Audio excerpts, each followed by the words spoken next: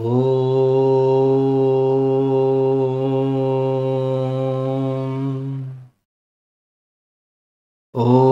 ಸಹನಾವವತು ಸಹನೌ ಭುನಕ್ತು ಸಹ ವೀರ್ಯಂಕರವಾವಹೈ ತೇಜಸ್ವಿನಾವಧೀತಮಸ್ತು ಮಾ ವಿದ್ವಿಷಾವಹೈ. ಓಂ ಶಾಂತಿ ಶಾಂತಿ ಶಾಂತಿ. ಬ್ರಹ್ಮಾನಂದಂ ಪರಮಸುಖದಂ ಕೇವಲಂ ಜ್ಞಾನಮೂರ್ತಿಂ ದ್ವಂದ್ವಾತೀತಂ ಗಗನಸದೃಶಂ ತತ್ವಮಸ್ಯಾದಿಲಕ್ಷ್ಯಂ ಏಕಂ ನಿತ್ಯಂ ವಿಮಲಮಚಲಂ ಸರ್ವಥೀ ಸಾಕ್ಷಿಭೂತಂ ಭಾವಾತೀತಂ ತ್ರಿಗುಣರಹಿತಂ ಸದ್ಗುರುಂ ತಂ ನಮಾಮಿ. ಸದಾಶಿವಸಮಾರಂಭಾಂ ಶಂಕರಾಚಾರ್ಯಮಧ್ಯಮಾಂ ಅಸ್ಮದಾಚಾರ್ಯಪರ್ಯಂತಾಂ ವಂದೇ ಗುರುಪರಂಪರಾಂ. ಶ್ರುತಿಸ್ಮೃತಿಪುರಾಣಾನಾಂ ಆಲಯಂ ಕರುಣಾಲಯಂ ನಮಾಮಿ ಭಗವತ್ಪಾದಂ ಶಂಕರಂ ಲೋಕಶಂಕರಂ. ಶಂಕರಂ ಶಂಕರಾಚಾರ್ಯಂ ಕೇಶವಂ ಬಾದರಾಯಣಂ ಸೂತ್ರಭಾಷ್ಯಕೃತೌ ವಂದೇ ಭಗವಂತೌ ಪುನಃ ಪುನಃ ಭಗವಂತೌ ಪುನಃ ಪುನಃ.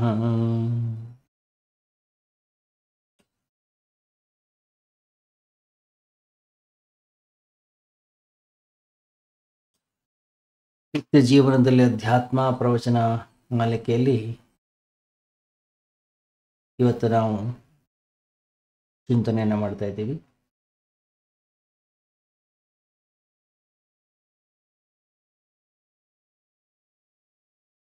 ಜಗತ್ತು ನೋಡಲಿಕ್ಕೆ ಬದಲಾದ ಹಾಗೆ ಅನಿಸ್ತದೆ, ಬದಲಾಗ್ತಾನೇ ಇದೆ ಪ್ರತಿ ಕ್ಷಣವೂ ಕೂಡ.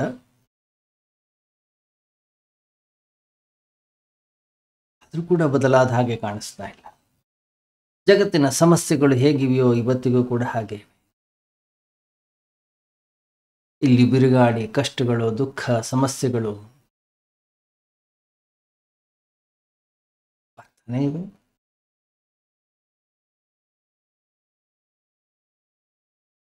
ಜಗತ್ತು ಬದಲಾಗ್ಲಿ, ಜೀವನ ಅನ್ನೋಂಥದ್ದು ಬದಲಾಗ್ಲಿ, ಆವಾಗ ನಾನು ಬದಲಾಗ್ತೇನೆ ಅಂತಕ್ಕಂಥ ಭಾವ ಏನಾದರೂ ವ್ಯಕ್ತಿಯಲ್ಲಿ ಇದ್ರೆ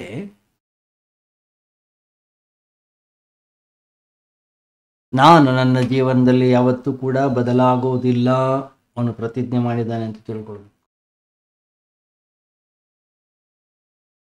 ಜಗತ್ತು ಬದಲಾದ ಮೇಲೆ ನಾನು ಬದಲಾಗ್ತೀನಿ ಅಂತಕ್ಕಂಥ ಭಾವ ಯಾವ ವ್ಯಕ್ತಿಯಲ್ಲಿದೆ ಅವನ ಜೀವನದಲ್ಲಿ ಎಂದೂ ಕೂಡ ಬದಲಾಗಲಿಕ್ಕೆ ಸಾಧ್ಯವಿಲ್ಲ.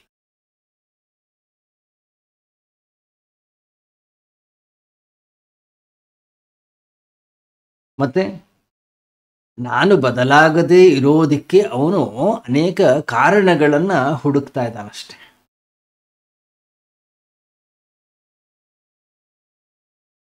ಅನೇಕ ಜನ ಅನೇಕ ರೀತಿಯ ಅಭಿಪ್ರಾಯಗಳನ್ನು ವ್ಯಕ್ತಪಡಿಸ್ತಾರೆ. ಸ್ವಾಮೀಜಿ, ಸಂಸಾರ ಸರಿಯಿಲ್ಲ, ಜೀವನ ಅನ್ನೋದು ಸರಿಯಿಲ್ಲ,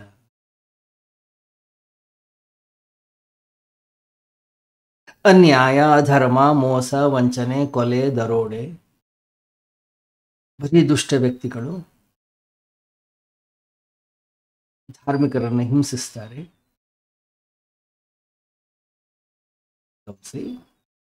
ಈ ಸಂಸಾರ, ಈ ಜಗತ್ತನ್ನೋದು ಯಾವತ್ತಾದರೂ ಸರಿ ಇತ್ತಾ? ರಾಮನಿದ್ದಾಗ ರಾವಣನೊಬ್ಬ ನಿರ್ಧನಲ, ಭೀಮನಿದ್ದಾಗ ದುಶ್ಯಾಸನನ ದೊರ್ವಲ್. ಈ ಮಹಿಯೊಳನ್ಯಾಯಕಾರಿ ಇಲ್ಲದುದೆಂದು ರಾಮ ಭಟನಾಗುನಿ ಮಂಕುತಿಮ್ಮ.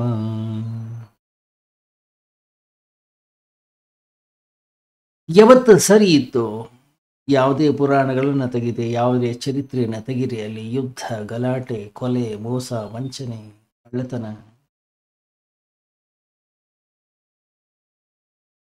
ಇದು ಇವತ್ತು ನಿನ್ನೆಲ್ಲ ಅನಾದಿ ಕಾಲದಿಂದಲೂ ಕೂಡ ಪುರಾಣಗಳನ್ನು ತೆಗಿರಿ, ಅಲ್ಲಿ ರಾಕ್ಷಸರು ದೇವತೆಗಳ ನಡುವೆ ಯುದ್ಧ, ಭಿನ್ನಾಭಿಪ್ರಾಯಗಳು, ಗಲಾಟೆ. ಏನಿದು? ಇದು ಜಗತ್ತು. ಜಗತ್ತು ಹೀಗೆ ನಡ್ಕೊಂಡು ಹೋಗ್ತಾ ಇರತ್ತೆ.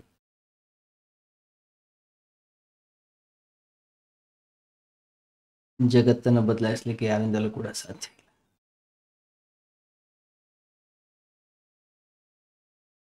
ಜಗತ್ತು ಬದಲಾಗಲಿ, ಆಮೇಲೆ ನಾನು ಬದಲಾಗ್ತೀನಿ ಅಂತಕ್ಕಂಥ ಭಾವ ಏನಾದರೂ ಇದ್ರೆ ನಾವು ಎಂದೂ ಕೂಡ ಬದಲಾಗೋದಿಲ್ಲ. ಕತ್ತಲೆಯಲ್ಲಿ ಜೀವನವನ್ನು ಮಾಡಬೇಕಾಗುತ್ತೆ.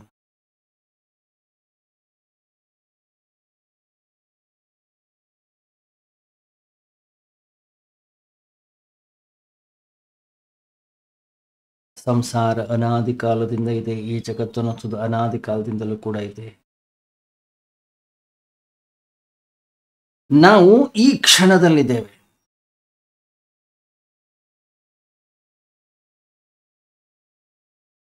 ನಾವು ಬದಲಾಗಬೇಕು. ನನ್ನ ದೃಷ್ಟಿಕೋನ ಅನ್ನೋದು ಬದಲಾಗಬೇಕು. ನನ್ನ ವಿಚಾರಧಾರೆ ಬದಲಾಗಬೇಕು. ನನ್ನ ವ್ಯಕ್ತಿತ್ವ ಅನ್ನೋದು ಬದಲಾಗಬೇಕು. ಹೊರಗಡೆಯ ಜಗತ್ತಲ್ಲಿ ಬೇಕಾದಷ್ಟು ಬಿರುಗಾಳಿ ಬರಲಿ, ಬೇಕಾದಷ್ಟು ಕಷ್ಟ ಕಾರ್ಪಣ್ಯಗಳು ಬರಲಿ, ಬೇಕಾದಷ್ಟು ಸಮಸ್ಯೆಗಳು ಬಂದು ಅಪ್ಪಳಿಸಲಿ, ಬೇಕಾದಷ್ಟು ರೋಗ ರುಜಿನಗಳು ಬರಲಿ, ಅಂತಃಕರಣದ ಒಳಗಡೆ ಒಂದು ಜ್ಯೋತಿ ಇದೆ. ಅದು ಅಲ್ಗಾಡೋದಿಲ್ಲ. ಅದು ಯಾವಾಗಲೂ ಕೂಡ ಸ್ಥಿರವಾಗಿರುತ್ತೆ.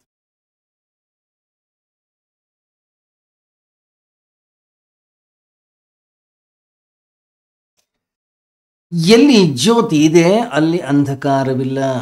ಕತ್ತಲೆ ಎಷ್ಟೇ ದೊಡ್ಡದಾಗಿರಲಿ, ಒಮ್ಮೆ ಜ್ಯೋತಿಯನ್ನ ಬೆಳಗಿಸಿದೆವೋ ಅಲ್ಲಿ ಮತ್ತೆ ಕತ್ತಲೆಗೆ ಅವಕಾಶವಿಲ್ಲ.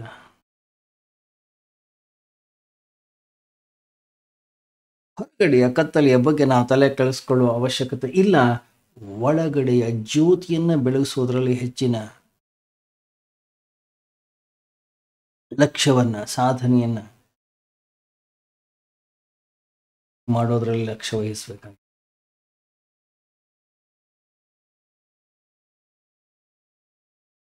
ಏನು ನಾವು ನಮ್ಮ ಒಳಗಡೆಗೆ ಜ್ಞಾನವನ್ನು ಬೆಳೆಸ್ಕೊಂಡ್ರೆ, ನಮ್ಮ ಒಳಗಡೆಗೆ ಜ್ಯೋತಿಯನ್ನು ಬೆಳಗಿಸಿದ್ರೆ ಏನು ಹೊರಗಡೆ ಅಂಧಕಾರ ಹೋಗ್ತದೆ? ಹೊರಗಡೆ ಅಂಧಕಾರ ಹೋಗ್ತದೋ ಇಲ್ಲೋ ಗೊತ್ತಿಲ್ಲ. ನನ್ನ ಅಂತಃಕರಣದ ಒಳಗಡೆಗೆ ಜ್ಞಾನದ ಜ್ಯೋತಿಯನ್ನು ನಾನು ಬೆಳಗಿಸಿಕೊಳ್ತೇನೋ, ನನ್ನ ಅಂತಃಕರಣದ ಒಳಗಡೆಯ ಕತ್ತಲೆ ಅಂತೂ ಹೋಗುತ್ತೆ. ಸಾಕು.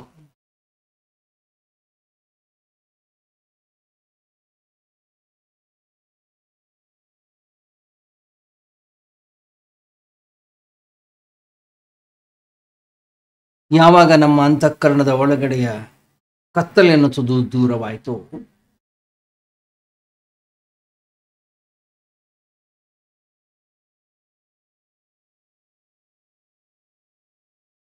ನಾವು ಜೀವನ ಮಾಡುವ ಲೋಕ ಬದಲಾಗ್ತದೆ. ನಮ್ಮ ಜೀವನ ಶೈಲಿ ಬದಲಾಗ್ತದೆ.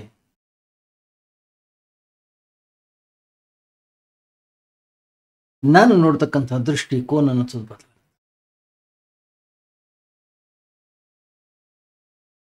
ಗಮನಿಸಿ, ಜೀವನದಲ್ಲಿ ನಮಗೊಂದು ಅವಕಾಶವಿದೆ ಇದನ್ನ ಸಿದ್ಧ ಮಾಡಿಕೊಳ್ಳಿಕ್ಕೆ.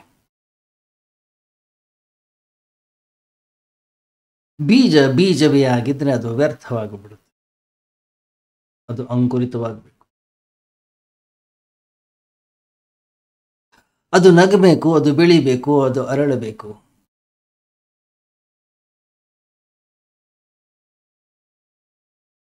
ನಮ್ಮ ಜೀವನ ಕೇವಲ ಒಂದು ಬರೀ ಆಕಾಂಕ್ಷೆಯಾಗಿ ಉಳಿದ್ರೆ ಅದು ಜೀವನ ಅಂತ ಅನಿಸ್ಕೊಳ್ಳುತ್ತೆ.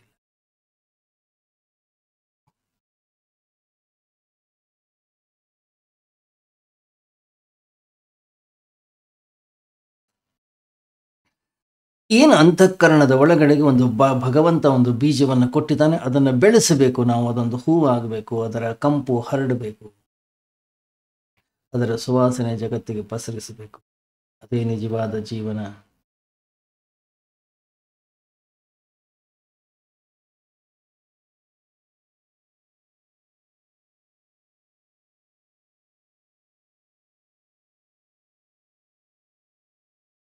ಅದರ ಕಡೆಗೆ ನಾವು ಒಂದಿಷ್ಟು ಲಕ್ಷ್ಯವನ್ನು ವಹಿಸಬೇಕಾಗಿದೆ.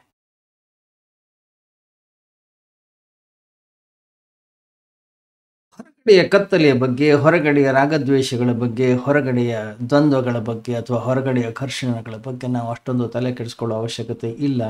ಯಾಕಂತಂದ್ರೆ ಹೊರಗಡೆಯ ಕತ್ತಲೆ ಯಾವತ್ತೂ ಕೂಡ ಜ್ಯೋತಿಯನ್ನು ನಂದಿಸುವ ಶಕ್ತಿಯನ್ನು ಹೊಂದಿಲ್ಲ.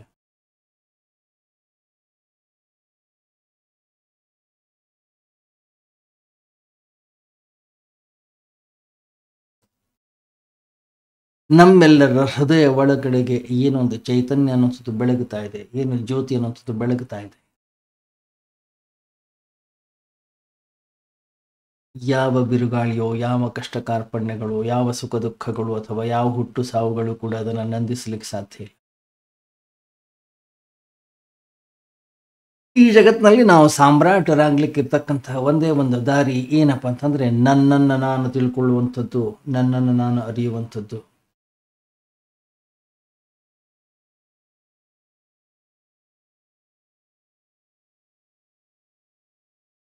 ಯಾವಾಗ ನನ್ನ ಹೃದಯದ ಒಳಗಡೆಯ ಜ್ಯೋತಿಯನ್ನು ನಾನು ಬೆಳಗಿಸಿಕೊಳ್ತೇನೋ, ನನ್ನನ್ನು ನಾನು ಅರಿತೇನೋ,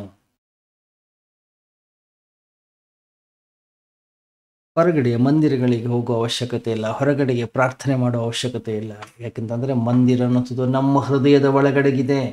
ಭಗವಂತ ನಮ್ಮ ಹೃದಯವನ್ನು ಬೆಳಗುತ್ತಾರೆ.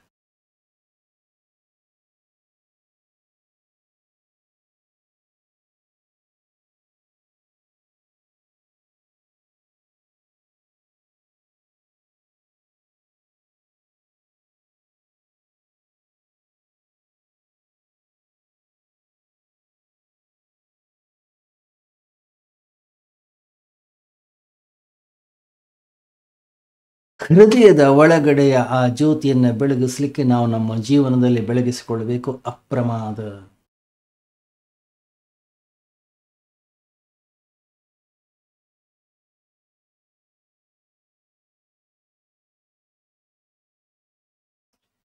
ಗಮನಿಸಿ, ಅಪ್ರಮಾದವನ್ನು ಬೆಳೆಸ್ಕೊಳ್ಳಿಕ್ಕೆ ಏನ್ ಮಾಡಬೇಕು ನಾವು? ಯಾರ ಹೃದಯದಲ್ಲಿ ರಾಗವಿಲ್ಲ, ಯಾವ ವ್ಯಕ್ತಿಯ ಅಂತಃಕರಣದಲ್ಲಿ ದ್ವೇಷವಿಲ್ಲ, ಯಾವ ವ್ಯಕ್ತಿ ಪುಣ್ಯ ಪಾಪಗಳಿಂದ ಮುಕ್ತನಾಗಿದ್ದಾನೆ, ಅಂತಹ ಜಾಗೃತ ವ್ಯಕ್ತಿಗೆ ಭಯವಿಲ್ಲ.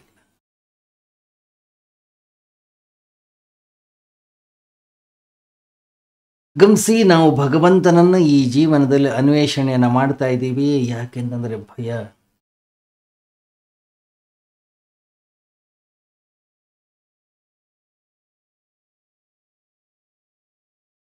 ಭಯದಿಂದಾಗಿ, ಭಯದ ವಾತಾವರಣದಿಂದ.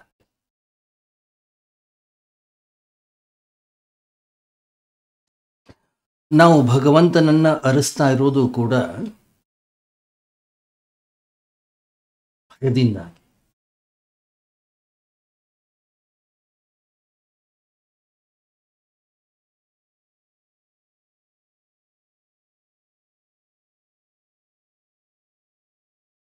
ಯಾವಾಗ ಭಗವಂತನ ದರ್ಶನ ಅನ್ನುವಂಥದ್ದು ಆಗ್ತದೆ,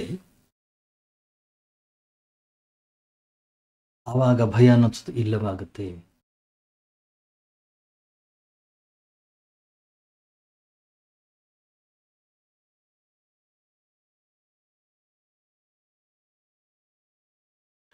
ನಮ್ಮ ಪ್ರಾರ್ಥನೆಗಳು, ನಮ್ಮ ಪೂಜೆಗಳು, ನಮ್ಮ ಎಲ್ಲ ಸಾಧನೆಗಳು ಭಯದಿಂದ ಆವಿರ್ಭೂತವಾಗಿವೆ. ಭಯದಿಂದ ಆವಿರ್ಭೂತವಾಗಿರೋದ್ರಿಂದ, ಭಯದಿಂದ ಬಂದಿರತಕ್ಕಂಥ ಈ ಕರ್ಮಗಳಾಗಿರೋದ್ರಿಂದ ಇವೆಲ್ಲವೂ ಕೂಡ ವ್ಯರ್ಥವಾಗ್ತದೆ. ಯಾವುಕ್ಕೂ ಕೂಡ ಅರ್ಥವಿಲ್ಲ, ಮೌಲ್ಯವಿಲ್ಲ.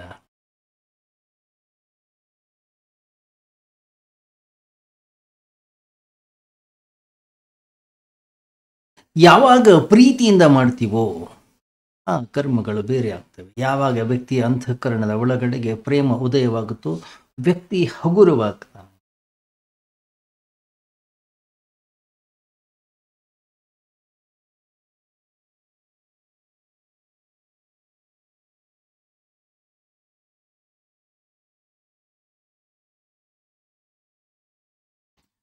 ಗಮನಿಸಿ, ಪ್ರೇಮ ಅಂತಃಕರಣದ ಒಳಗಡೆಗೆ ಉದಯವಾದಾಗಲೂ ಕೂಡ ವ್ಯಕ್ತಿ ಶರಣಾಗತನಾಗ್ತಾನೆ. ಭಯ ಉಂಟಾದಾಗಲೂ ಕೂಡ ವ್ಯಕ್ತಿ ಶರಣಾಗತನಾಗ್ತಾನೆ. ಆದರೆ ಎರಡಕ್ಕೂ ಕೂಡ ಬಹಳ ವಿಶಾಲವಾಗಿರ್ತಕ್ಕಂತಹ ಅರ್ಥವಿದೆ.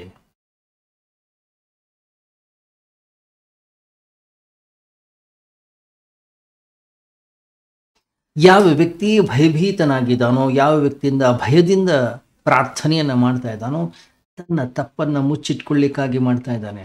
ಅಯ್ಯೋ, ಇದನ್ನ ಮಾಡಿಬಿಟ್ಟಿದ್ದೀನಿ ನಾನು, ನನಗೇನು ಕೆಟ್ಟದಾಗದೇ ಇರಲಿ.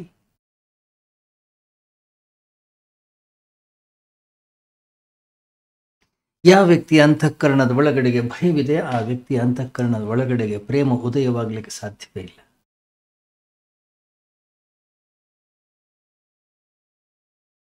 ಆದ್ರಿಂದ ಯಾವ ವ್ಯಕ್ತಿ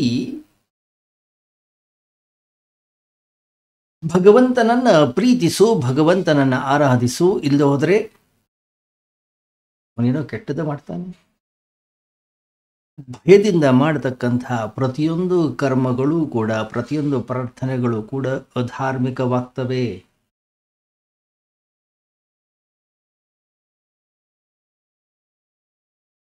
ಭಯದಿಂದ ಕೂಡಿರತಕ್ಕಂತಹ ಪ್ರಾರ್ಥನೆ ದುರ್ಗಂಧವನ್ನು ಉಂಟು ಮಾಡುತ್ತದೆ, ಸುಗಂಧವನ್ನು ಉಂಟು ಮಾಡುವುದಿಲ್ಲ. ಅಂತಃಕರಣದ ಒಳಗಡೆಗೆ ವೈಶಾಲ್ಯತೆಯನ್ನು ತಂದುಕೊಡ್ಲಿಕ್ಕೆ ಸಾಧ್ಯವಿಲ್ಲ. ಪ್ರೇಮ ಇಲ್ಲದೆ ಇರತಕ್ಕಂತಹ ಪೂಜೆ, ಪ್ರೇಮ ಇಲ್ಲದೆ ಇರತಕ್ಕಂತಹ ಧೂಪ, ಆ ದುರ್ಗಂಧವನ್ನು ಮುಚ್ಚಲಿಕ್ಕೆ ನಾವು ಧೂಪವನ್ನು ಹಚ್ಚುತ್ತೀವಿ, ಆರತಿಯನ್ನು ಹಚ್ಚುತ್ತೀವಿ, ಏನೇನೋ ಮಾಡ್ತೀವಿ.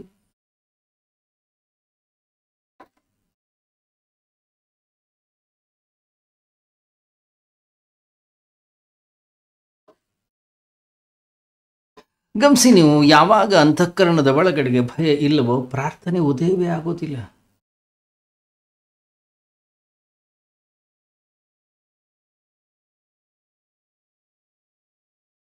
ಯಾವಾಗ ಪ್ರಾರ್ಥನೆಯ ಉದಯವಾಗೋದಿಲ್ಲ, ಪರಮಾತ್ಮನ ಅಸ್ತಿತ್ವ, ಅವನ ನೆನಪು,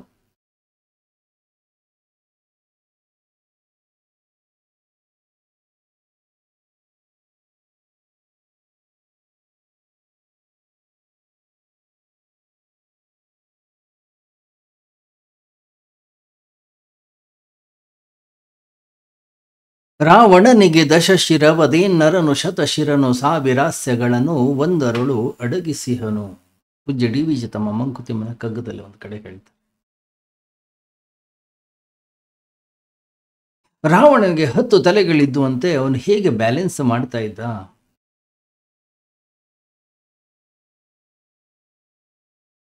ನಮಗೆ 106 ತಲೆಗಳು, ಬ್ಯಾಲೆನ್ಸ್ ಮಾಡ್ತೀವಿ ನಾವು. ಹೊರಗಡೆಗೆ ತೋರಿಸ್ತಕ್ಕಂತಹ ಮುಖವೇ ಬೇರೆ ನಮ್ದು, ನಾವು ಒಳಗಡೆ ಇರ್ತಕ್ಕಂತಹ ನಮ್ಮ ಮುಖವೇ ಬೇರೆ.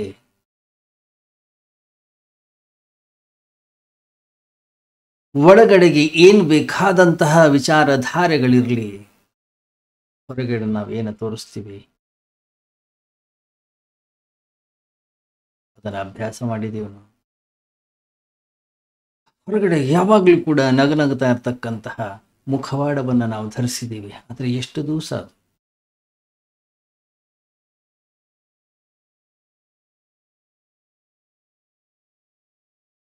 ಹೊರಗಡೆಗೆ ನಿರ್ಭಯತ್ವದ ಮುಖವನ್ನು ನಾವು ತೋರಿಸಿದ್ರು ಕೂಡ ಅದು ಎಷ್ಟು ಹೊತ್ತಿರುತ್ತೆ, ಜಾಸ್ತಿ ಹೊತ್ತಿರೋದಿಲ್ಲ. ಒಂದಲ್ಲ ಒಂದು ದಿವಸ ಅದು ಹೊರಗೆ ಬರಲೇಬೇಕು ಒಳಗಡೆ.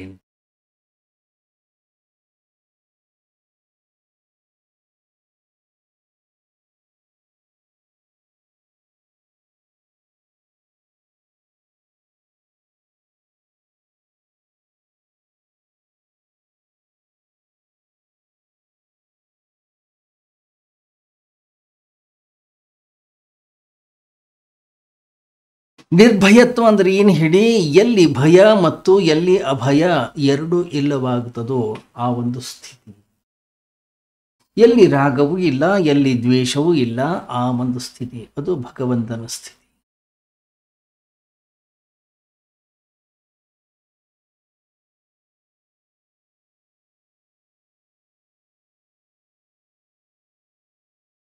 ಈ ಜಗತ್ತಲ್ಲಿ ನಾವು ನೇರವಾಗಿ ಯಾವ ವ್ಯಕ್ತಿಯನ್ನು ಕೂಡ ಶತ್ರುವನ್ನಾಗಿ ಮಾಡ್ಕೊಳ್ಳಿಕ್ಕೆ ಬರೋದಿಲ್ಲ. ಯಾಕೆಂತಂದರೆ ಒಬ್ಬ ವ್ಯಕ್ತಿಯನ್ನು ಶತ್ರುವನ್ನಾಗಿ ಮಾಡ್ಕೊಳ್ಬೇಕಾದ್ರೆ ಮೊದಲು ನಾವು ಅವನನ್ನು ಮಿತ್ರನನ್ನಾಗಿ ಮಾಡ್ಕೊಳ್ಬೇಕು. ಮೊದಲು ಅವನು ಮಿತ್ರನನ್ನಾಗಿ ಮಾಡ್ಕೊಳ್ಬೇಕು, ಆಮೇಲೆ ಮಾತ್ರ ಅವನನ್ನು ಶತ್ರುವನ್ನಾಗಿ ಮಾಡ್ಕೊಳ್ಳಿಕ್ಕೆ ಸಾಧ್ಯ. ಅದರ ಅರ್ಥ ಏನೋ, ಯಾವ ವ್ಯಕ್ತಿಯ ಜೊತೆಗೆ ಮಿತ್ರತ್ವವನ್ನು ನಾವು ಹೊಂದುತ್ತೇವೋ ನಮಗೆ ಗೊತ್ತಿಲ್ಲದೆ ಅವನ ಜೊತೆಗಿನ ಶತ್ರುತ್ವವನ್ನು ಕೂಡ ಹೊಂದಲಿಕ್ಕೆ ಶುರು ಮಾಡ್ತೀವಿ.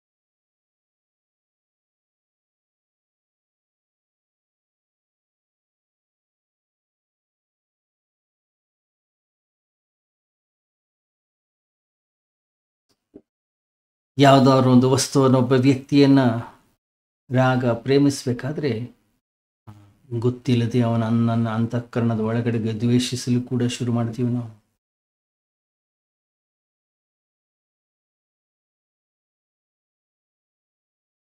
ದ್ವೇಷವನ್ನು ನಾವು ಬಿಡಬೇಕು, ಹಾಗಾದರೆ ರಾಗವನ್ನು ಕೂಡ ನಾವು ಬಿಡಬೇಕಾಗ್ತದೆ. ಎಲ್ಲಿ ರಾಗವಿಲ್ಲ ಅಲ್ಲಿ ದ್ವೇಷವಿಲ್ಲ, ಎಲ್ಲಿ ರಾಗವಿದೆ ಅಲ್ಲಿ ಖಂಡಿತವಾಗಿಯೂ ಕೂಡ ದ್ವೇಷ ಅನ್ನೋದು ಇದೆ. ಯಾಕೆ? ರಾಗದ ಛಾಯೆಗೆ ಹೆಸರು ದ್ವೇಷ.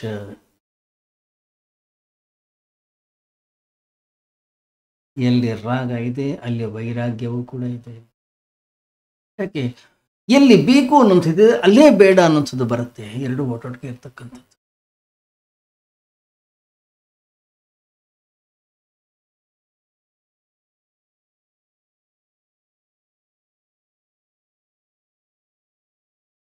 ಆದ್ರಿಂದ ರಾಗ ಮತ್ತು ವಿರಾಗ ಅನ್ನುವಂಥವು ಏನಿವೆ ಎರಡು ಒಟ್ಟೊಟ್ಟಿಗೆ ಹೋಗ್ತಕ್ಕಂಥವು, ಎರಡು ಬೇರೆ ಬೇರೆ ಅಲ್ಲ.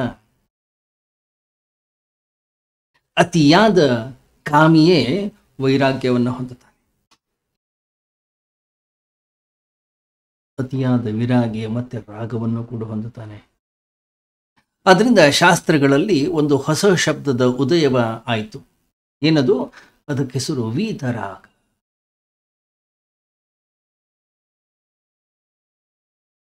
ರಾಗ, ವಿರಾಗ, ವೀತರಾಗ.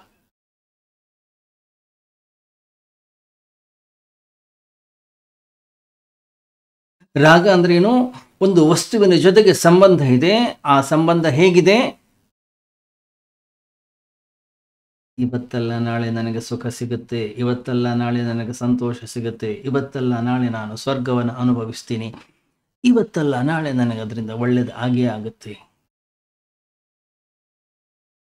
ಒಂದು ಆಕಾಂಕ್ಷೆ ಇದೆ, ಒಂದು ಆಸೆ ಇದೆ, ಒಂದು ಬಯಕೆ ಇದೆ. ದ್ವೇಷ, ಯಾವ ವಸ್ತುವಿನಿಂದ ಸುಖವನ್ನು ನಾನು ಬಯಸಿದ್ದೆ ಆ ವಸ್ತುವಿನಿಂದ ನನಗೆ ದುಃಖ ಬರ್ತಾ ಇದೆ. ಆದ್ದರಿಂದ ಆ ವಸ್ತುವಿನ ಪ್ರತಿ, ಆದ್ದರಿಂದ ಆ ವ್ಯಕ್ತಿಯ ಪ್ರತಿ, ಆದ್ದರಿಂದ ಆ ವಿಷಯದ ಪ್ರತಿ ದ್ವೇಷ.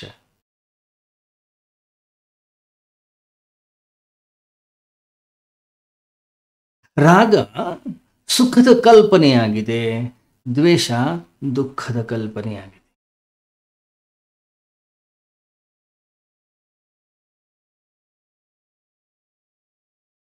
ಮಿತ್ರತ್ವ, ಮತ್ತೊಬ್ಬರನ್ನ ನಮ್ಮವರು ಅಂತಕ್ಕಂಥ ಭಾವ, ಆ ಆಕಾಂಕ್ಷೆ. ಯಾರನ್ನ ನಮ್ಮವರು ಅಂತ ತಿಳ್ಕೊಂಡಿದ್ದೀವೋ ಅವರು ನಮ್ಮವರಲ್ಲ, ಅವರು ಬೇರೆಯವರು ಅಂತಕ್ಕಂಥ ಭಾವ ಅದು ಯಾವಾಗ ಸಿದ್ಧವಾಗ್ತದೋ ಅಂಥವರ ಪ್ರತಿ ದ್ವೇಷ, ಅಂಥವರನ್ನ ನಾವು ಶತ್ರು ಅಂತ ಹೇಳಿ ಕರಿತೀವಿ.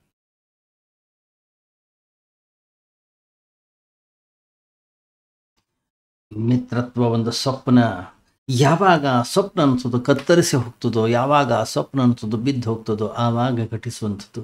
ಅದಕ್ಕೆ ಹೆಸರು ಶತ್ರುತ್ವ, ಶತ್ರು.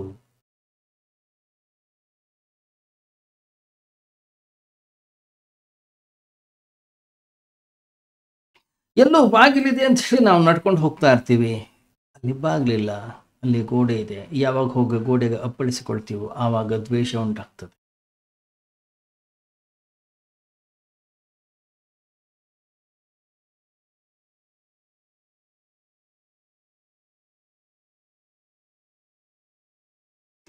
ಅಂಧಕಾರದಲ್ಲಿ ಇತ್ತ ಅತ್ತ ಹುಡುಕಾಡಿಕೊಂಡು ಏನು ಹೋಗ್ತಾ ಇದ್ದೀವಿ ಬಾಗಿಲನ್ನು, ಅದು ಸಿಗೋದಿಲ್ಲ. ಬಾಗಿಲು ಯಾವಾಗ ಸಿಗ್ತದೆ? ಯಾವಾಗ ವ್ಯಕ್ತಿ ಜಾಗೃತನಾಗ್ತಾನೋ, ಎಚ್ಚರಗೊಳ್ತಾನೋ, ಎಚ್ಚರದಿಂದ ಜೀವನವನ್ನು ಮಾಡೋದನ್ನು ಕಲಿತಾನೋ.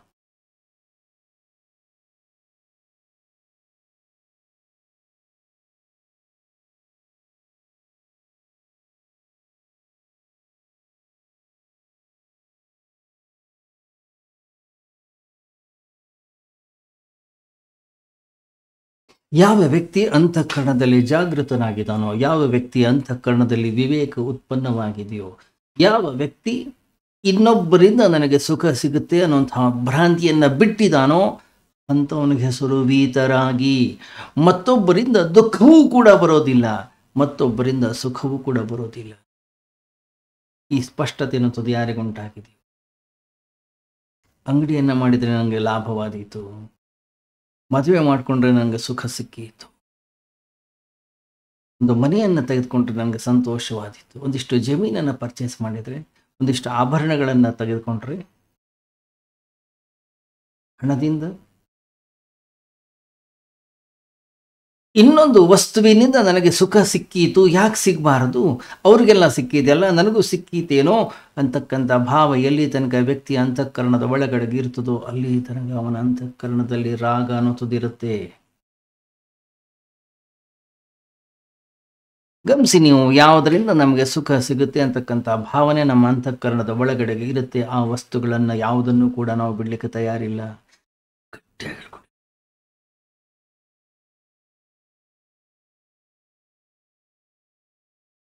ಆ ವಸ್ತು ಇನ್ನೊಬ್ಬರು ಯಾರು ಕೂಡ ತೆಗೆದುಕೊಂಡು ಹೋಗೋ ಹಾಗಿಲ್ಲ. ಆ ವಸ್ತುವನ್ನ ಮತ್ತೊಬ್ಬರು ಮುಟ್ಟೋ ಹಾಗಿಲ್ಲ. ಅದರಿಂದ ಈ ಜಗತ್ತಿನಲ್ಲಿ ಪ್ರತಿಯೊಬ್ಬರು ಹೆದರಿದ್ದಾರೆ. ಗಂಡ ಹೆಂಡತಿಯ ಪ್ರತಿ, ಹೆಂಡತಿ ಗಂಡನ ಪ್ರತಿ, ಮಕ್ಕಳ ಪ್ರತಿ. ಯಾಕೆ? ಹೆಂಡತಿಯ ಕಣ್ಣು ಗಂಡನ ಮೇಲೆ. ಯಾಕೆ? ಇನ್ನೊಂದು ಹೆಂಗಸಿನ ಹಿಂದೆ ಹೋಗ್ಬಿಟ್ರೆ ಇವನು, ಮತ್ತೊಂದು ಗಂಡಸಿನ ಹಿಂದೆ ಇವಳು ಹೋಗ್ಬಿಟ್ರೆ, ಮತ್ತೊಬ್ಬರ ಮೇಲೆ ಆಸಕ್ತಿಯನ್ನು ಹೊಂದ್ಬಿಟ್ರೆ, ಮತ್ತೊಬ್ಬರ ಹಿಂದೆ ಓಡೋಗ್ಬಿಟ್ರೆ. ಒಂದು ಚೆನ್ನಾಗಿ ನಾವು ನೆನಪಿಟ್ಕೊಳ್ಬೇಕು, ಯಾವತ್ತಾದರೂ ನಮ್ಮ ಜೀವನದಲ್ಲಿ ಮತ್ತೊಬ್ಬರಿಂದ ನಮಗೆ ಸುಖ ಸಿಕ್ಕಿದೆಯಾ? ಮತ್ತೊಬ್ಬರಿಂದ ನಮಗೆ ಶಾಂತಿ, ಆನಂದ ಅನ್ನೋದು ಪ್ರಾಪ್ತಿಯಾಗಿದೆಯಾ? ಆಶೆಯಿಂದ ನನ್ನ ಅಂತಃಕರಣ ಯಾವತ್ತಾದರೂ ಕೂಡ ತೃಪ್ತಿ ಆಗಿದೆಯಾ?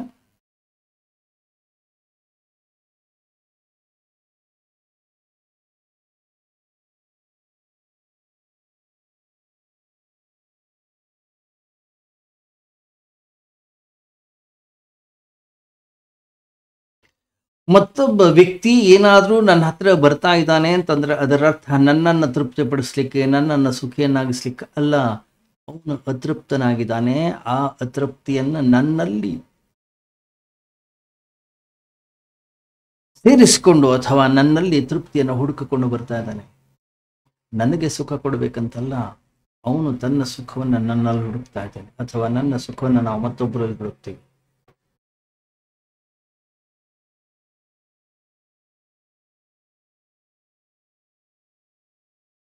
ಉಪನಿಷತ್ತು ಬಹಳ ಸ್ಪಷ್ಟವಾಗಿ ಹೇಳ್ತಾ ಇದೆ,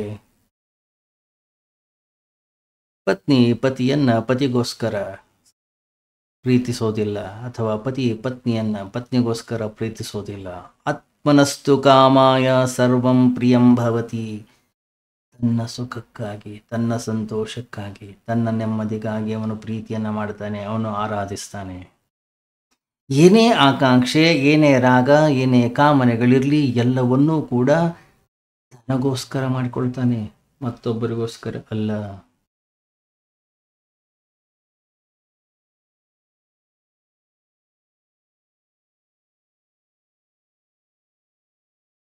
ನಾವು ಏನಿದ್ರು ಕೂಡ ಮತ್ತೊಬ್ಬರಿಂದ ದುಃಖವೇ ನಮಗೆ ಸಿಗುತ್ತೆ, ನಾವು ಕೂಡ ಅಷ್ಟ ಮತ್ತೊಬ್ಬರಿಗೆ ದುಃಖವನ್ನೇ ಕೊಡಬಲ್ಲೆವು. ಸುಖ ಸುಖ ಇನ್ನೊಬ್ಬರಿಂದ ಸಿಗುವಂಥದ್ದಲ್ಲ. ಯಾಕಂದ್ರೆ ಸುಖ ಅನ್ನುವಂಥದ್ದು ಹೊರಗಿಂದ ಬರುವಂಥದ್ದು ಅಲ್ಲವೇ ಅಲ್ಲ.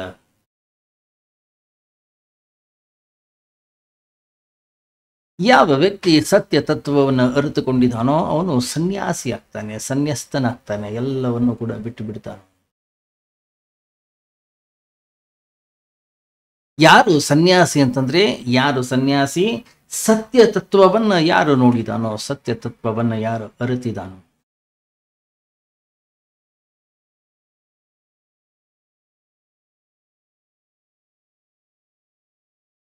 ಸತ್ಯ ತತ್ವವನ್ನ ಯಾವಾಗ ವ್ಯಕ್ತಿ ಅರಿತುಕೊಳ್ತಾನೆ, ಅವನಿಗೆ ಒಂದು ಸ್ಪಷ್ಟವಾಗುತ್ತೆ, ಸುಖ, ಸಂತೋಷ, ನೆಮ್ಮದಿ ಅನ್ನುವಂಥದ್ದು ಏನಿದೆ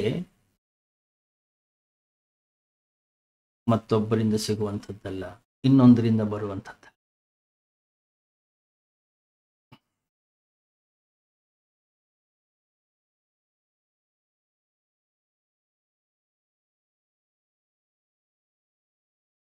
ಯಾವ ಸುಖವನ್ನು ನಾವು ಹೊರಗಡೆಯ ವಸ್ತುಗಳಲ್ಲಿ ಹುಡುಕ್ತಾ ಇದ್ದೇವೋ ಅಲ್ಲಿ ಸಿಗಲಿಲ್ಲ ಅಂದ್ಕೊಳ್ಳಿ ಒಳಗೆ ಹುಡುಕ್ಲಿಕ್ಕೆ ಶುರು ಮಾಡ್ತಾನೆ. ಇಲ್ಲ, ಹುಡುಕುವುದರಿಂದ ಸುಖ ಅನ್ನೋದು ಸಿಗೋದಿಲ್ಲ. ಅದು ನಮ್ಮ ಸ್ವಭಾವ, ಅದು ನಮ್ಮ ಸ್ವರೂಪ.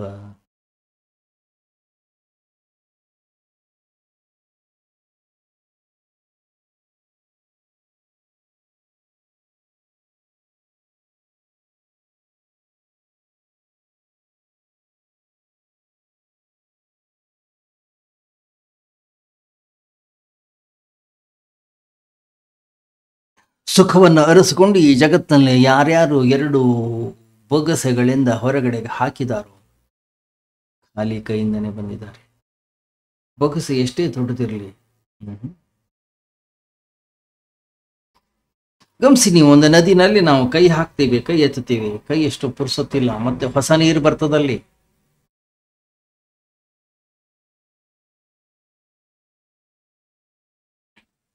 ಹಳೇದು ಹೊರಟೋಗುತ್ತೆ, ಹೊಸದು ಬರುತ್ತೆ.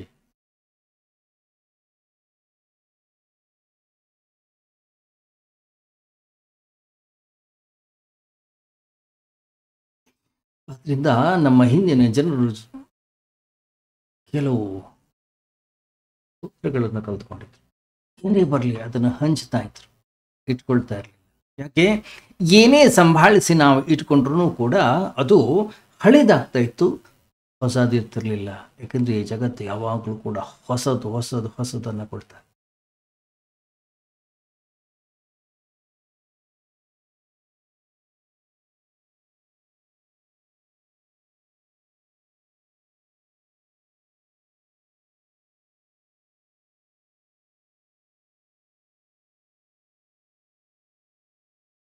ಎಷ್ಟು ವಿಚಿತ್ರ ಅಂತಂದ್ರೆ, ಇಲ್ಲಿಂದ ನೀವು ಕೊಡ್ತಾ ಹೋಗಿ ಮತ್ತೊಂದು ಬರ್ತಾ ಇರುತ್ತೆ, ಮತ್ತೆ ಕೊಡ್ತಾ ಹೋಗಿ ಮತ್ತೆ ಬರುತ್ತೆ. ಬಾವಿಯ ನೀರನ್ನು ತೆಗಿತಾ ಹೋಗಿ ಮತ್ತೆ ನೀರು ಬರುತ್ತೆ, ಮತ್ತೆ ತೆಗೀರಿ ಮತ್ತೆ ಬರುತ್ತೆ. ಯಾಕೆ? ಯಾಕೆಂದ್ರೆ ಅದು ಸಮುದ್ರದ ಜೊತೆಗೆ ಸೇರ್ಕೊಂಡಿದೆ.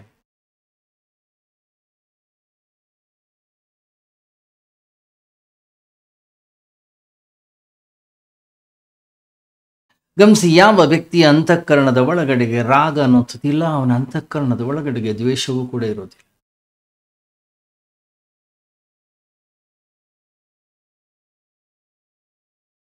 ಯಾವ ವ್ಯಕ್ತಿ ಸುಖ ಅನ್ನೋದು ನನ್ನಲ್ಲೇ ಇದೆ ಅನ್ನುವಂತಹ ಸ್ಪಷ್ಟತೆಯನ್ನು ಪಡಿತಾನೋ ಅವನು ದ್ವೇಷದಿಂದ ಕೂಡ ಮುಕ್ತನಾಗ್ಬಿಡ್ತಾನೆ.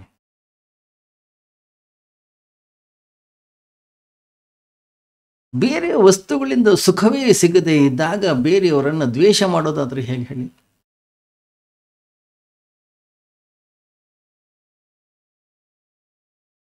ಬೇರೆ ವ್ಯಕ್ತಿಯಿಂದ ಎಷ್ಟು ಅಪೇಕ್ಷೆಯನ್ನ ಮಾಡ್ತೀವಿ, ಎಷ್ಟು ಆಕಾಂಕ್ಷೆ ಇಟ್ಕೊಳ್ತೀವಿ, ಅಷ್ಟೇ ದುಃಖ ಜಾಸ್ತಿ ಆಗ್ತಾ.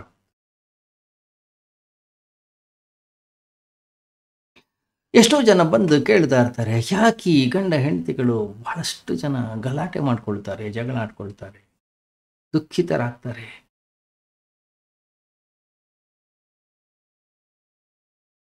ನಿಜ. ಯಾಕಂದ್ರೆ ಒಬ್ಬರ ಪ್ರತಿ ಮತ್ತೊಬ್ಬ ಬಹಳಷ್ಟು ಅಪೇಕ್ಷೆಗಳನ್ನು ಇಟ್ಕೊಂಡಿದ್ದಾನೆ, ಬಹಳ ದೊಡ್ಡ ಮಹತ್ವಾಕಾಂಕ್ಷೆಗಳನ್ನ ಇಟ್ಕೊಂಡಿದ್ದಾನೆ. ಅದರಿಂದ ಅಷ್ಟೇ ದುಃಖವಾಗುತ್ತೆ.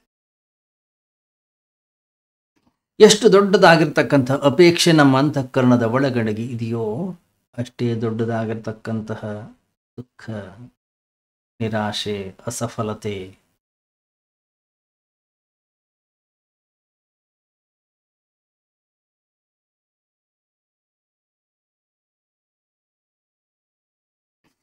ಯಾವನೋ ಗುರ್ತಿಲ್ದೇ ಇರ್ತಕ್ಕಂಥ ಒಬ್ಬ ವ್ಯಕ್ತಿ ನಮ್ಮ ಮುಂದೆ ಹೋದ್ರೆ ನಮಗೇನು ದುಃಖವಾಗೋದಿಲ್ಲ. ಯಾಕೆ? ಅವನ ಪ್ರತಿ ರಾಗವೇ ಇಲ್ಲ ನಮಗೆ. ಯಾರ ಪ್ರತಿ ರಾಗ ಇದೆ, ಯಾರ ಪ್ರತಿ ಆಕಾಂಕ್ಷೆ ಇದೆ, ಯಾರ ಪ್ರತಿ ಒಂದಿಷ್ಟು ಭರವಸೆಗಳನ್ನು ಇಟ್ಕೊಂಡಿದ್ದೀವಿ. ಯಾರೋ ದಿವಸ ಹೋಗುವಾಗ ನಮ್ಮನ್ನು ನೋಡಿ ನಗ್ತಾ ಹೋಗ್ತಾ ಇರ್ತಾರೆ, ಒಂದು ದಿವಸ ನಗಲಿಲ್ಲ, ಯಾಕೆ? ಆಗ್ಲೇ ಆಕಾಂಕ್ಷೆ ಇಟ್ಕೊಂಡಿದೀವಿ ನಾವು.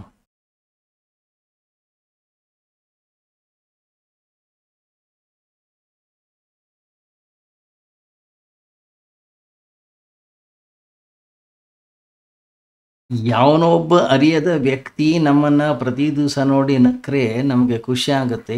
ನನ್ನದೇ ಹೆಂಡತಿ, ನನ್ನದೇ ಗಂಡ ನನ್ನನ್ನು ನೋಡಿ ನಕ್ರೆ ನಮ್ಗೆ ಸಂಶಯ ಬರುತ್ತೆ.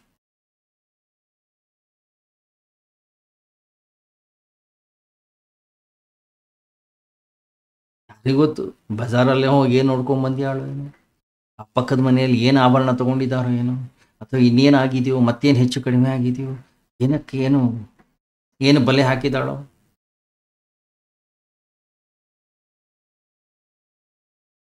ಒಂದು ವೇಳೆ ಗಂಡ ಏನೋ ಮಿಠಾಯಿ ತೆಗೆದುಕೊಂಡು ಬಂದ, ಏನೋ ಹೂ ತೆಗೆದುಕೊಂಡು ಬಂದ, ಏನೋ ಬಟ್ಟೆಯನ್ನು ತೆಗೆದುಕೊಂಡು ಬಂದ, ಹೆಂಡತಿ ಸಂಶಯ ಪಡ್ತಾಳೆ, ಯಾಕೆ? ಏನು ಹೆಚ್ಚು ಕಡಿಮೆ ಮಾಡ್ಕೊಂಡು ಬಂದ್ಯಾನು, ಏನೋ ಎಡವಟ್ಟಾಗಿದೆ, ಯಾಕೆ? ಸುಮ್ಮನೆ ಹಿಂಗೆಲ್ಲ ತರ್ತಿರ್ಲಿಲ್ಲ ಅವನು.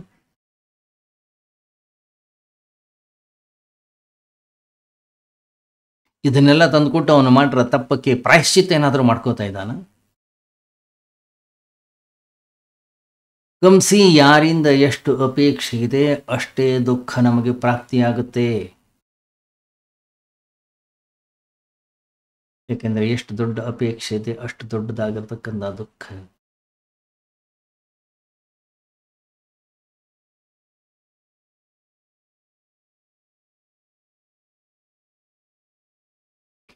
ಅಷ್ಟೇ ದೊಡ್ಡ ಪೀಡೆ, ಅಷ್ಟು ದೊಡ್ಡ ಶ್ರಮ.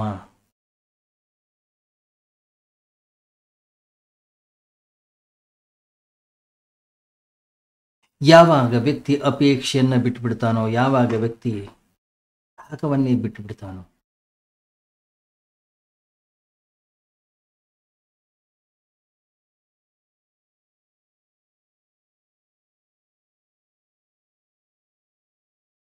ಯಾರಾದರೂ ನಮಗೆ ದುಃಖವನ್ನು ಕೊಡ್ಲಿಕ್ಕೆ ಸಾಧ್ಯವ? ವಿಚಾರ ಮಾಡಿ, ನಮಗೆ ಸ್ಪಷ್ಟವಾಗ್ತಾ ಬರುತ್ತೆ.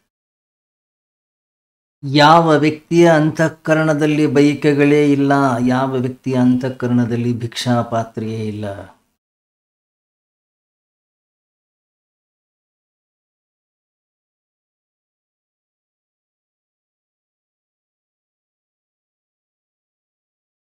ಯಾವ ವ್ಯಕ್ತಿಯಿಂದ ಯಾವುದೇ ರೀತಿಯ ಅಪೇಕ್ಷೆ ಇಲ್ಲ. ಗಮನಿಸಿ ನೀವು, ಒಮ್ಮೆ ನಮ್ಮಲ್ಲಿ ವ್ಯಕ್ತಿಯ ಅಂತಃಕರಣದಲ್ಲಿ ಸುಖದ ಪ್ರವಾಹ ಅನ್ನೋದು ಉಕ್ಕಿ ಹರಿಲಿಕ್ಕೆ ಶುರು ಮಾಡಿ, ಎಲ್ಲಿ ತನಕ ನಾವು ಸುಖವನ್ನು ಬಯಸುತ್ತಿಲ್ಲ ಅಲ್ಲಿ ತನಕ ಯಾರೂ ಕೂಡ ನಮಗೆ ದುಃಖವನ್ನು ಕೊಡ್ಲಿಕ್ಕೆ ಸಾಧ್ಯ ಇಲ್ಲ. ಎಲ್ಲಿ ಸುಖವಿದೆ ಅಲ್ಲೇ ದುಃಖ.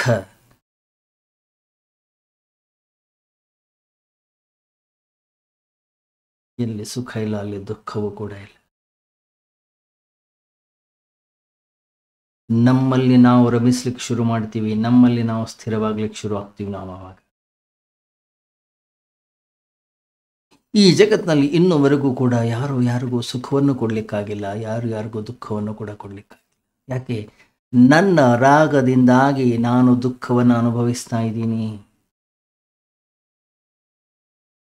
ಈ ಒಂದು ಕಾರಣಕ್ಕಾಗಿ ಎಲ್ಲ ಸಂತರು, ಎಲ್ಲ ಮಹಾತ್ಮರುಗಳು ಕಣ್ಣು ಮುಚ್ಕೊಂಡು ಕೂತ್ಕೊಂಡ್ರು ಈ ಜಗತ್ತಿನಲ್ಲಿ. ಯಾಕೆ? ಕಣ್ಣು ತೆಗೆದ್ರೆ ಬೇರೆ ವಸ್ತು, ಅದರ ಹಿಂದೆ ಓಡ್ತಾನವನು, ಆಮೇಲೆ ಮತ್ತೆ ದುಃಖ. ಇಲ್ಲ, ಹೊರಗಡೆ ವಿಷಯಗಳಲ್ಲಿ ಸುಖವೇ ಇಲ್ಲ, ಆದ್ದರಿಂದ ಅವರು ದುಃಖಿತರಾಗೋದು.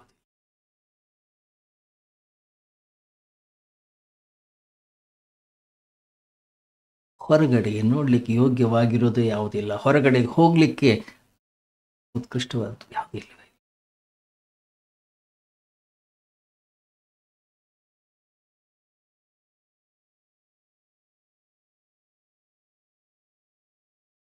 ಗಮನಿಸಿ, ಯಾವ ವ್ಯಕ್ತಿಯ ಅಂತಃಕರಣದಲ್ಲಿ ರಾಗವಿಲ್ಲ, ಯಾವ ವ್ಯಕ್ತಿಯ ಅಂತಃಕರಣದಲ್ಲಿ ದ್ವೇಷವಿಲ್ಲ, ಯಾವ ವ್ಯಕ್ತಿಯ ಅಂತಃಕರಣದ ಒಳಗಡೆಗೆ ಭಯವಿಲ್ಲ, ಯಾವ ವ್ಯಕ್ತಿ ಪುಣ್ಯ ಪಾಪಗಳಿಂದ ಮುಕ್ತನಾಗಿದ್ದಾನೆ, ಹೇಗಿರ್ತಾನೆ? ನಿರ್ಭಯನಾಗಿರ್ತಾನೆ. ಏನು ಈ ಪಾಪ ಪುಣ್ಯ ಅಂತ ಹೇಳಿ ಹೊರಗಡೆ ಜಗತ್ತಿನಲ್ಲಿ ನಾವು ಕರೀತೀವಿ, ಅದು ಕೂಡ ಹೊರಗಡೆಯ ವಸ್ತುಗಳಿಗೆ ಸಂಬಂಧಪಟ್ಟಿದ್ದು, ಹೊರಗಡೆಯ ವಸ್ತುಗಳ ಜೊತೆಗೆ ಇಟ್ಕೊಂಡಿರ್ತಕ್ಕಂಥದ್ದು.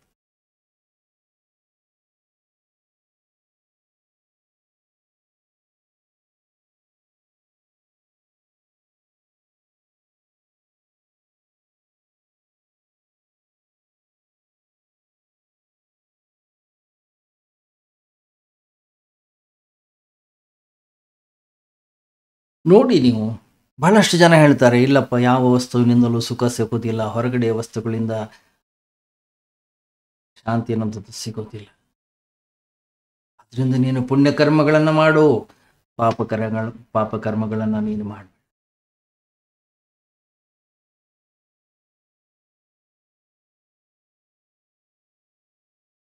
ಗಮನಿಸಿ, ಪುಣ್ಯ ಪಾಪ ಅನ್ನುವಂಥದ್ದು ಕೂಡ ಅಷ್ಟೇ, ಎರಡು ಬೇರೆ ಬೇರೆ ಅಲ್ಲ, ಒಂದನ್ನೊಂದು ಆಧರಿಸಿರ್ತಕ್ಕಂಥದ್ದು.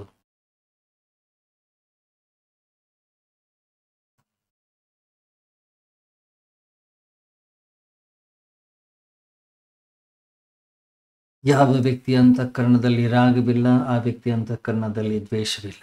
ಯಾವ ವ್ಯಕ್ತಿ ಅಂತಃಕರಣದಲ್ಲಿ ಪುಣ್ಯವಿಲ್ಲ, ಆ ವ್ಯಕ್ತಿ ಅಂತಃಕರಣದಲ್ಲಿ ಪಾಪವಿಲ್ಲ. ಆ ರೀತಿಯಲ್ಲಿದ್ದಾಗ ವ್ಯಕ್ತಿ ಮುಕ್ತ ಪುರುಷನಾಗ್ತಾನೆ. ಅಂತಹ ವ್ಯಕ್ತಿ ನಿರ್ಭಯತ್ವವನ್ನು ಹೊಂದುತ್ತಾನೆ.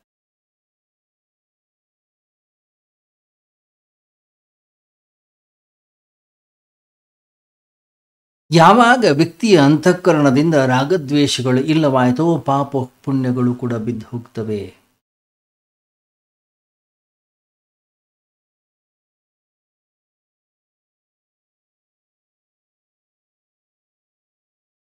ನೋಡಿರ್ಬೇಕು ನೀವು. ಹಿಂದೆಲ್ಲ ನಮಗೆ ಹೇಳ್ತಿದ್ರು, ಅಪ್ಪ ಪುಣ್ಯದ ಕರ್ಮಗಳನ್ನು ಮಾಡು ನಿನಗೆ ಸ್ವರ್ಗ ಪ್ರಾಪ್ತಿಯ, ಕೆಟ್ಟ ಕರ್ಮಗಳನ್ನು ಮಾಡ್ತೀವೋ ನಿನಗೆ ನರಕ ಪ್ರಾಪ್ತಿ. ಸ್ವರ್ಗ ಅಂದ್ರೆ ಏನು? ಸ್ವರ್ಗ ಅಂದ್ರೆ ಅದಕ್ಕೆ ಹೆಸರು ಸುಖ. ಎಲ್ಲಿ ಸುಖವೇ ಇದೆಯೋ ಅಲ್ಲಿ, ಎಲ್ಲಿ ದುಃಖದ ಛಾಯೆ ಇಲ್ವೋ ಅಂಥದನ್ನು ಸುಖ ಅಂತ ಕರೆಯೋದು, ಸ್ವರ್ಗ ಅಂತ ಕರೆಯೋದು. ಎಲ್ಲಿ ಕೇವಲ ದುಃಖ ಮಾತ್ರ ಇದೆಯೋ ಅದನ್ನು ತಾನೇ ನಾವು ನರಕ ಅಂತ ಕರೆಯೋದು.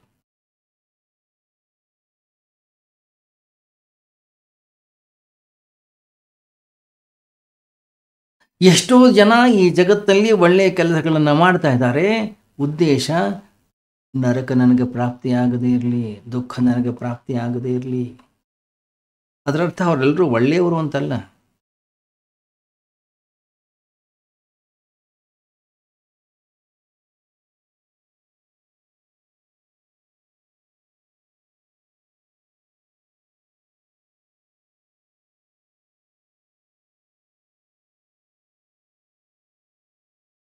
ಎಲ್ಲಿ ಕೆಟ್ಟ ಕೆಲಸಗಳನ್ನು ಮಾಡಿ, ಎಲ್ಲಿ ಪಾಪ ಕರ್ಮಗಳನ್ನು ಮಾಡಿ ನಾನು ಎಲ್ಲಿ ನರಕಕ್ಕೆ ಹೋಗಿಬಿಡ್ತೀನೋ ಅನ್ನೋ ಭಯದಿಂದ ಮಾಡ್ತಾ ಇದ್ದಾರೆ.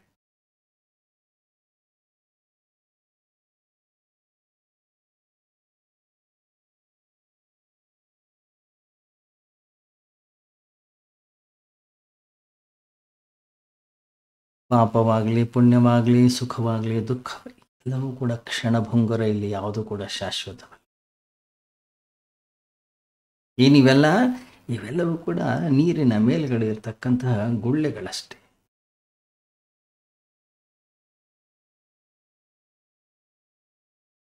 ಗಮನಿಸಿ ನೀವು, ಹೊರಗಡೆ ಜಗತ್ತಲ್ಲಿ ವಸಂತ ಕಾಲ ಬಂತೋ ಎಲ್ಲವೂ ಕೂಡ ಚಿಗುರ್ಲಿಕ್ಕೆ ಶುರು ಆಗ್ತದೆ.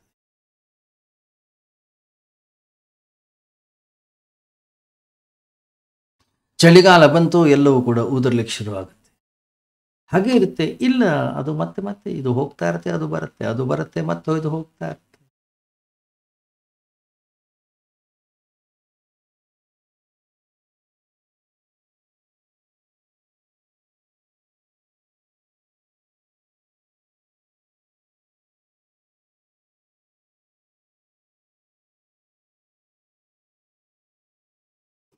ನೋಡಬೇಕು, ಈ ಜಗತ್ತಿನಲ್ಲಿ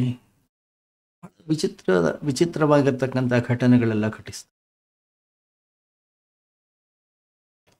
ಎಲ್ಲವೂ ಚೆನ್ನಾಗಿರುತ್ತೆ, ಏನೋ ಒಂದು ಎಡವಟ್ಟಾಗ್ಬಿಡುತ್ತೆ, ಏನೋ ಒಂದು ಹೆಚ್ಚು ಕಡಿಮೆ ಆಗ್ಬಿಡುತ್ತೆ, ಯಾರೋ ಸತ್ತು ಹೋಗ್ಬಿಡ್ತಾರೆ, ಯಾರಿಗೋ ರೋಗ ಬರುತ್ತೆ, ಯಾರಿಗೋ ಕ್ಯಾನ್ಸರ್ ಆಗುತ್ತೆ.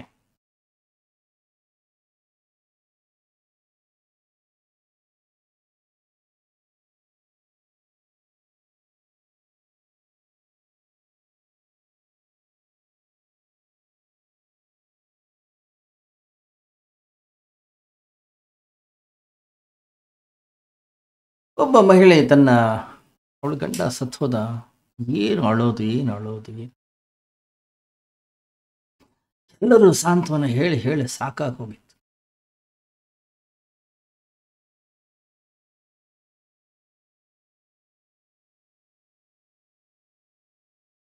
ಕರ್ಕೊಂಡಂತ ಸ್ವಾಮೀಜಿ ಅವಳಿಗೆ ಏನಾದರೂ ಹೇಳಿ ಸಮಾಧಾನ ಹೇಳಿ.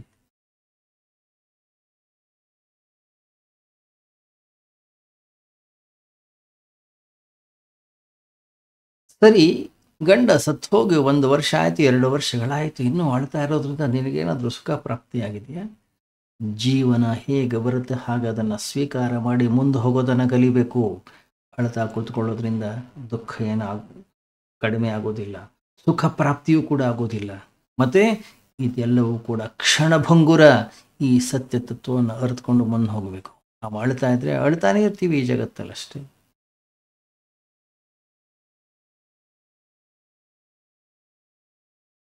ಯಾಕೆ ಅಳ್ತೀವಿ ಅಂತಂದ್ರೆ ಸುಖದ ಆಕಾಂಕ್ಷೆ ಇತ್ತು ನಮ್ಮ ಅಂತಃಕರಣದ ಒಳಗಡೆ. ಅದಕ್ಕೆ ಹೇಳು.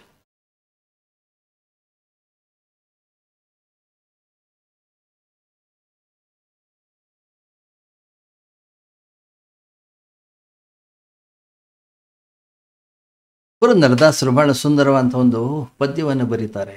ಹಾಗೆ ಇರಬೇಕು ಸಂಸಾರದಲ್ಲಿ, ಹ್ಯಾಂಗೆ ಬರೆದಿತ್ತು ಪ್ರಾಚೀನ.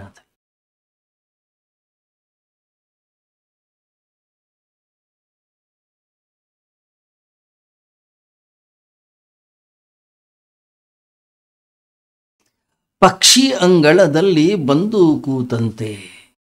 ಅಲ್ಲ?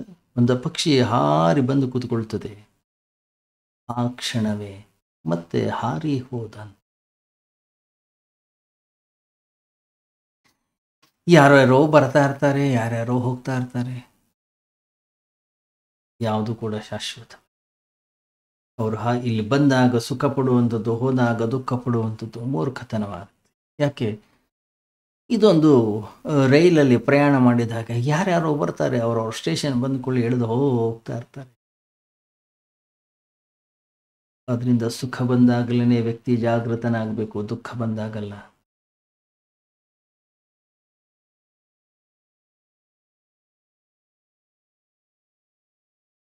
ಯಾವ ವ್ಯಕ್ತಿ ದುಃಖ ಬಂದಿದೆ, ತಾಪತ್ರಯ ಬಂದಿದೆ, ನಷ್ಟವಾಗಿದೆ, ಅವನ ಜೀವನದಲ್ಲಿ ಒಂದಿಷ್ಟು ಏರುಪೇರಾಗಿದೆ, ಅದಕ್ಕೋಸ್ಕರ ಅವನ ಸನ್ಯಾಸಿ ಆಗಿದ್ದಾನೆ, ಬಹಳ ಅಪಾಯ ಅದು. ಯಾವ ವ್ಯಕ್ತಿ ಸಂತೋಷದಲ್ಲಿದ್ದಾಗ ಎಲ್ಲವನ್ನು ತ್ಯಾಗ ಮಾಡ್ತಾನೋ ಅವನೇ ನಿಜವಾದ ಸನ್ಯಾಸಿ.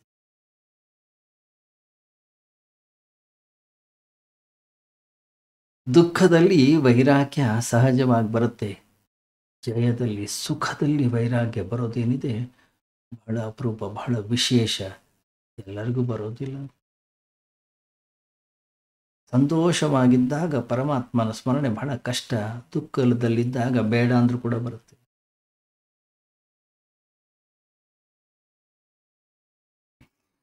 ಅದರಿಂದ ಯಾವ ವ್ಯಕ್ತಿ ಅಂತಃಕರಣದಲ್ಲಿ ರಾಗವಿಲ್ಲ, ಯಾವ ವ್ಯಕ್ತಿ ಅಂತಃಕರಣದಲ್ಲಿ ದ್ವೇಷವಿಲ್ಲ, ಯಾವ ವ್ಯಕ್ತಿ ಅಂತಃಕರಣದಲ್ಲಿ ಪಾಪ ಪುಣ್ಯಗಳಿಲ್ಲ, ಅವನ ಅಂತಃಕರಣದಲ್ಲಿ ಭಯವಿರೋದಿಲ್ಲ.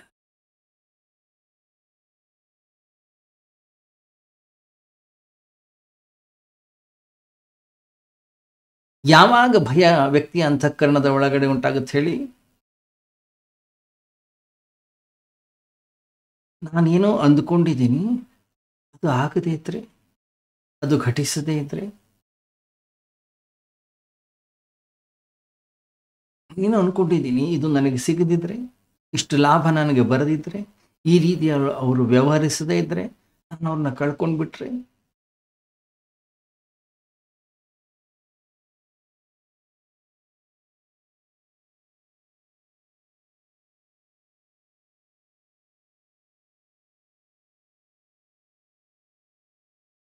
ಗಮನಿಸಿ, ಯಾವ ವ್ಯಕ್ತಿ ಜಾಗೃತನಾಗಿದ್ದಾನೆ, ಯಾವ ವ್ಯಕ್ತಿ ತನ್ನನ್ನು ತಾನು ಅರ್ಥಕೊಂಡಿದ್ದಾನೆ, ಅವನಿಗೆ ಹೇಳ್ತಾನೆ ಹೊರಗಡೆ ಜಗತ್ತಿನಲ್ಲಿ ನಾವು ಅನ್ಕೊಂಡಾಗ ಯಾವುದು ಘಟನೆ ಘಟಿಸೋದೇ ಇಲ್ಲ. ಮತ್ತೆ ಇಲ್ಲಿ ನಾನು ಮಾತ್ರ ಸತ್ಯ. ನೈನಂ ಛಿಂದಂತಿ ಶಸ್ತ್ರಾಣಿ ನೈನಂ ದಹತಿ ಪಾವಕ. ಏನು ಶಾಶ್ವತವಾಗಿರ್ತಕ್ಕಂಥ ಸನಾತನವಾಗಿರ್ತಕ್ಕಂಥ ಒಂದು ತತ್ವ ಏನಿದೆ, ಇದು ಒಂದೇ ಸತ್ಯ, ಇದು ಬಿಟ್ಟು ಬೇರೆ ಏನು ಕೂಡ ಇಲ್ಲ.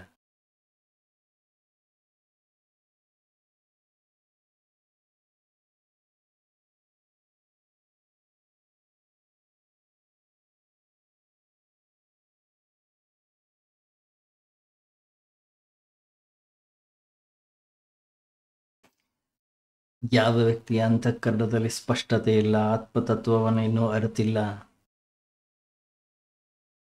ಯಾವ ವ್ಯಕ್ತಿ ಅಂತಃಕರಣದಲ್ಲಿ ಇನ್ನೂ ವೀತರಾಗತ ಅನ್ನೋದು ಸಿದ್ಧಿಸಿಲ್ಲ, ಒಳಗಡೆಗೆ ಅವನು ಕಂಪಿಸ್ತಾನೆ ಇರ್ತಾನೆ, ಏನೋ ಒಂದು ಕಡೆಗೆ ಭಯ ಇದ್ದೇ ಇರುತ್ತೆ ಅವನಿಗೆ. ಹಾಗಾಗ್ಬಿಟ್ರೆ, ಹೀಗಾಗ್ಬಿಟ್ರೆ,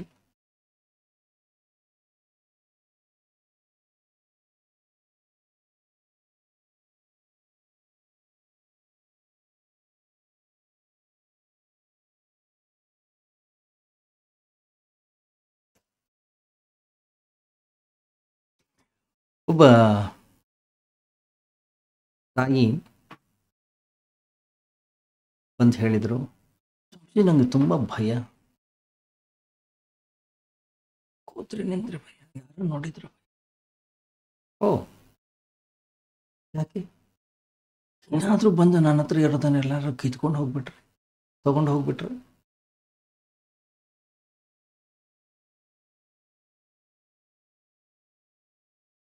ನಿಮ್ಮ ಹತ್ರ ಏನಿದೆ ಅಂಥದ್ದು? ಬೆಳ್ಳಿ ಇದೆಯಾ, ಬಂಗಾರ ಇದೆಯಾ, ಆಭರಣಗಳಿದೆಯಾ, ಹಣ ಇದೆಯಾ, ಸಂಪತ್ತಿದೆಯಾ, ಯೌವನ ಇದೆಯಾ, ಏನಿದೆ ನಿಮ್ಮ ಹತ್ರ? ಅಲ್ಲ, ನನ್ನ ಹತ್ರ ಏನಿಲ್ಲ, ಆದ್ರೂ ಏನಾದರೂ ತಗೊಂಡು ಹೋಗ್ಬಿಟ್ರೆ, ನಿನ್ನ ಹತ್ರ ಏನೂ ಇಲ್ಲ ಆದರೂ ಕೂಡ ನಿನಗೆ ಭಯ.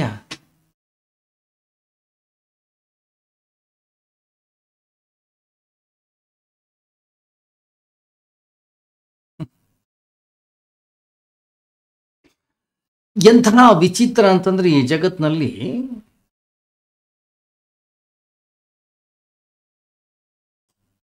ತಿಳಿದಂಥ ವ್ಯಕ್ತಿ ಹೇಳ್ತಾನೆ, ಏನು ನನ್ನ ಹತ್ರ ಹಣ ಇದೆ, ಆ ಹಣವೂ ಕೂಡ ನನ್ನದಲ್ಲ, ಯಾಕೆಂತಂದ್ರೆ ನಾನು ಬರವಾಗ ಹಣವನ್ನು ತಂದಿಲ್ಲ, ಅದರಿಂದ ನಾನು ತೆಗೆದುಕೊಂಡು ಹೋಗ್ಲಿಕ್ಕೂ ಸಾಧ್ಯ.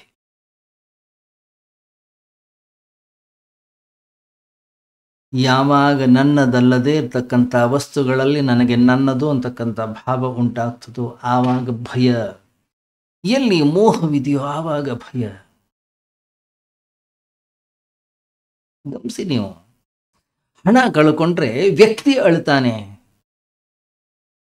ಮಾಲೀಕನನ್ನ ಕಳ್ಕೊಂಡ್ರೆ ಹಣ ಅಳೋದಿಲ್ಲ.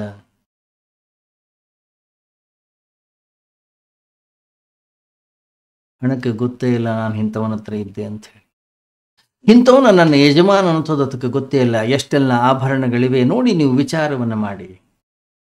ಆಭರಣಗಳನ್ನು ಕಳ್ಕೊಂಡ್ರೆ ನಾವು ಅಳ್ತೀವಿ, ನಾವು ದುಃಖಿಸ್ತೀವಿ, ಗೋಳಾಡ್ತೀವಿ, ಪೊಲೀಸ್ ಕಂಪ್ಲೇಂಟ್ ಕೊಡ್ತೀವಿ, ಕೋರ್ಟ್ ಕೇಸ್ ಹಾಕ್ತೀವಿ, ಏನೇನೆಲ್ಲ ಮಾಡ್ತೀವಿ. ಆದರೆ ಯಜಮಾನನೇ ಇಲ್ಲವಾದರೆ, ಯಾವತ್ತಾದ್ರೂ ಆಭರಣಗಳು ನಮ್ಮ ಮೇಲೆ ಕಂಪ್ಲೇಂಟ್ ಕೊಟ್ಟು ಯಜಮಾನನ ನಾನು ಬಿಟ್ಟು ಹೋಗಿದ್ದಾನೆ? ಇಲ್ಲ, ಯಾಕಂದ್ರೆ ಅದಕ್ಕೆ ಗೊತ್ತೇ ಇಲ್ಲ ಯಾರು ಯಜಮಾನ ಅಂತ. ಯಾಕೆ? ಅವೆಲ್ಲ ಜಡ ವಸ್ತುಗಳು.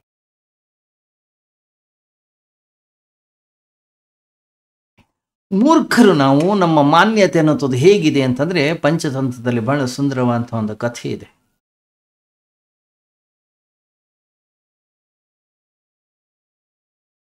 ಸೊಳ್ಳೆಗಳ ರಾಣಿ ಬಂದು ಆನೆಯ ಬಳಿ ಹೇಳ್ತಂತ, ಏಯ್, ನಾನು ಇವತ್ತಿಂದ ನಿನ್ನೆ ಕಿವಿಯಲ್ಲೇ ವಾಸವಾಗ್ತೀನಿ.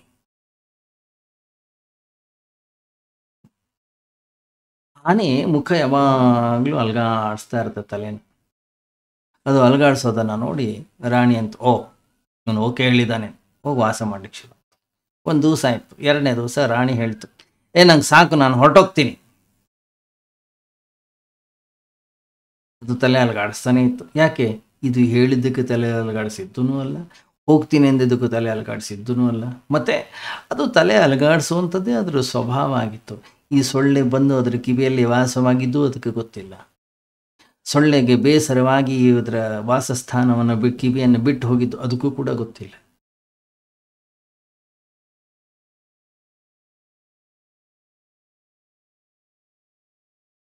ಎಲ್ಲಿ ತನಕ ಸೊಳ್ಳೆ ಕಿವಿಯಲ್ಲಿತ್ತು, ಅದು ಹೇಳ್ತಂತೆ, ನೋಡು ನಾನು ಎಷ್ಟು ಭಾರವಾಗಿದ್ದೀನಿ ಅಂದರೆ ಇದರ ತಲೆ ಅಲಗಾಡುತ್ತೆ, ಸ್ಥಿರವಾಗಿ ನಿಂತ್ಕೊಳ್ಳಿಕ್ಕಾಗ್ತದೆ, ಅಷ್ಟು ಶಕ್ತಿವಂತನಾಗಿದ್ದೀನಿ.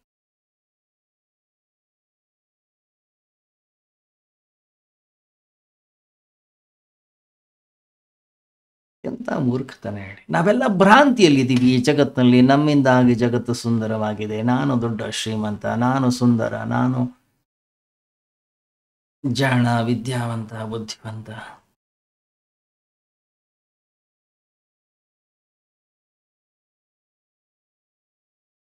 ನಮ್ಮದಲ್ಲದೇ ಇರ್ತಕ್ಕಂಥ ವಸ್ತುಗಳನ್ನು, ವಿಷಯಗಳನ್ನು ನಾವು ನನ್ನದು ಅಂತ ಹೇಳಿ ಘೋಷಿಸಿಕೊಂಡಿರೋದ್ರಿಂದ, ಅದನ್ನು ನನಗೆ ನನ್ನದು ಅಂತಕ್ಕಂಥ ಭಾವ ಇರೋದ್ರಿಂದ ನನಗೆ ದುಃಖ.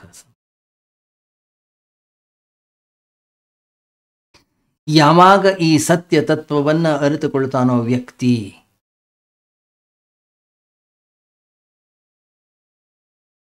ಅವನು ಭಯದಿಂದ ಮುಕ್ತನಾಗ್ತಾನೆ. ಯಾವಾಗ ವ್ಯಕ್ತಿ ತನ್ನನ್ನು ತಾನು ಅರಿತಾನೋ, ಯಾವಾಗ ವ್ಯಕ್ತಿ ತನ್ನಲ್ಲಿ ತಾನು ಸ್ಥಿರತೆಯನ್ನು ಹೊಂದುತ್ತಾನೋ,